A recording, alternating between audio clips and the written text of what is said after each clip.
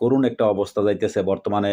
এই প্রবাসীদের নিয়ে আমি বারবার কথা বলতেছি, আমি যথেষ্ট চেষ্টা করতেছি।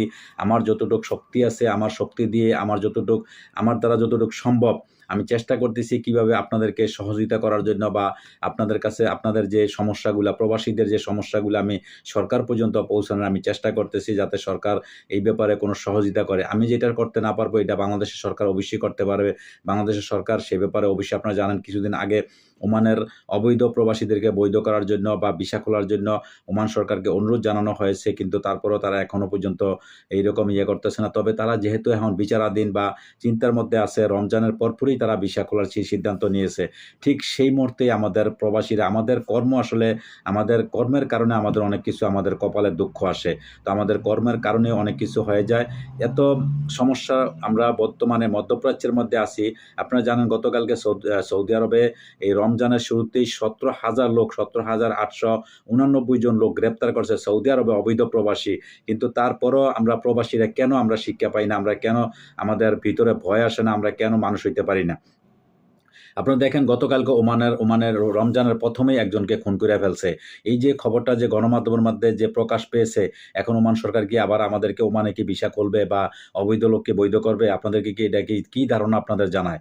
একটা ঘটনা, যে কোনো একটা ঘটনা ওমান সরকার যখন জানতে পারে, কোনো রকমের প্রবাসীদের কোনো একটা এরকম ভুল বা কোনো কিছু জানতে পারে, তখন কি করে ওই দেশের ভিসা নিষেধাজ্ঞা। আপনারা জানেন গত কয়েকদিন আগে পাকিস্তানের তাও এরকম একটা ঘটনার কারণে পাকিস্তানের ভিসা নিষেধাজ্ঞা দিয়ে দিছে। তো এখন কি ওমানে আবার ভিসা করবে বাংলাদেশিদের জন্য? এটা কি আপনাদের ধারণা বা বিশ্বাস হয়? ওমানের রমজানের প্রথম দিনেই জসিমউদ্দিন নামে এক বাংলাদেশি খুন হয়েছে। শনিবার ভোরে জালানবানি বোয়ালিতে এই ঘটনা ঘটে। জানা গেছে ঘাতক ও নিহত প্রবাসীর সাথে একই দোকানের কর্মচারী হিসাবে কাজ করতেন। প্রবাসী জসিমউদ্দিন ফেনীর মটবি ইউনিয়নের লস্করহাট এলাকার ভূঁইয়াবাড়ির আব্দুস সাত্তারের ছেলে। ওমানের স্থানীয় সূত্রে জানায়, তর্ক বিতর্কের জেরে এই ঘটনা ঘটেছে। দেখেন, একটা মানুষ তর্ক বিতর্ক কথাবার্তা এটা হইতেই পারে। এই জন্য কি একটা মানুষকে এভাবে খুন করে ফেলবে? এটা কি আমরা আসলে বুঝি না যে আমাদের কি ধরনের মন মানসিকতা হয়ে গেছে। আসলে আমরা জাতি হিসাবে আসলে আমাদের কলঙ্ক, যে আমরা কেন বাংলাদেশি আমরা হয়ে দুনিয়াতে আসলাম, এটাই আমাদের আসলে দুর্ভাগ্য আমাদের জন্য।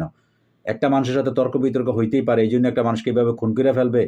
প্রথম রোজার দিন ভোরে সেহরি খেয়ে নামাজ আদায়ের পর সবার মতো জসিমও কিন্তু বিশ্রাম নিতে যান। ভোররাত্রে চেহারি খাইছে, প্রথম রোজায় ভোররাত্রে চেহারি খাইছে। চেহারি খাওয়ার পর একটু বিশ্রাম নিতে গেছে। এক পর্যায়ে ওই কর্মচারী ধারালো অস্ত্র দিয়ে তার বুকে আঘাত করে এবং ব্যাপক রক্তক্ষরণ হয়। গুরুতর অবস্থায় উদ্ধার করে হাসপাতালে নেওয়া হলে চিকিৎসক তাকে মৃত ঘোষণা করেন। নিহতের শ্যালক মোহাম্মদ ইয়াসিন ভূঁইয়া জানিয়েছেন, জসিমউদ্দিন দীর্ঘদিন ধরে ওমানে আছেন। পরিবারের পরিবারে তার 4 মেয়ে আছে। এই ঘটনায় ওমানের আইন অনুযায়ী যথাযথ পদক্ষেপ নেওয়া হবে বলে আশা করতেছেন তারা। কি একটা দুর্ভাগ্য আমাদের! জসিমউদ্দিন যে ছেলেটাকে মারছে, তার 4টা মেয়ে আছে দেশে, ফ্যামিলিতে। এই 4টা মেয়ের কি অবস্থা হবে, ফ্যামিলির কি অবস্থা হবে? এই যে কাজটা করলো, এইরকম আমাদের, এটা আসলে আমাদের জাতি হিসেবে আমাদের কলঙ্ক, দুর্ভাগ্য। তো যাই হোক, দেখা যাক এটার উপরে, এই ইস্যুর উপরে ভিত্তি করে আবার ওমান সরকার কি আবার পদক্ষেপ নেয়। ওকে তো, ওর তো জেল হবে, জেল ফাঁসি তো অবশ্যই হবে। এই দেশের আইন সম্পর্কে তো আপনারা অবশ্যই জানেন। এই দেশের আইন খুব শক্ত হাতে এরা দমন করে। এটা তো তার ফাঁসি বা তাকে অবশ্যই মৃত্যুদণ্ড আদেশ করা হবে। এইটা হচ্ছে এক কথা। 2 নম্বর হচ্ছে, তার পাশাপাশি আমরা যারা প্রবাসে ওমানে আছি, আমাদের অবস্থা কি হবে ভবিষ্যতে, আবার নতুন করে কি সরকার আইন নেয়, এটা পরবর্তীতে আবার দেখা যাবে। যাই দর্শক, ভালো থাকবেন। আল্লাহ হাফেজ।